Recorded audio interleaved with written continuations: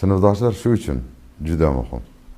Ya'ni sizni beg'ubor bolaligingizga qaytaradida, maza qildirtiradi o'sha hislarni onda sonda eslab turish yaxshi. Lekin men ham deb sinfdoshlarni har hafta yig'ilishi, oyda yig'ilishiga qarshiman. Yilda bir, 6 oyda bir. Lekin har oy yig'ilaylik, oqibat qilaylik. Oqibat nima? Palovmi? Oqibat choyxonami? Bugungi o'tirishlarimiz g'arib nima sababdan? Choyxonalar bo'lgan ota-bobolarimizda. Bu ota-bobolarimizni choyxonalarida o'tirib olib, choy ichib g'iybat qilishmagan, mashrabxonlik bo'lgan, navoiyxonlik bo'lgan, hayot haqida gaplashilgan boshqa. Bugungilar nima qilinadi? Yig'ilaylik. Eng katta dard kim qanchadan tashlaydi, nima ovqat qilamiz.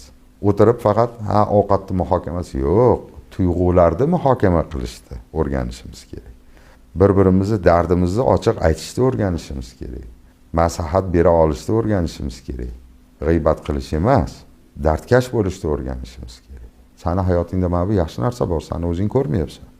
Lekin sen baxtlisan aslida. Degan bir muhokamalar yo'qda. Qachonki bir ma'naviy suhbatlar bo'lsa, bir hikmatlar gapirilsa, kimnidir hayotini, artistni hayotini muhokama emas, jarayonlarni muhokama qilishni o'rganishimiz kerak.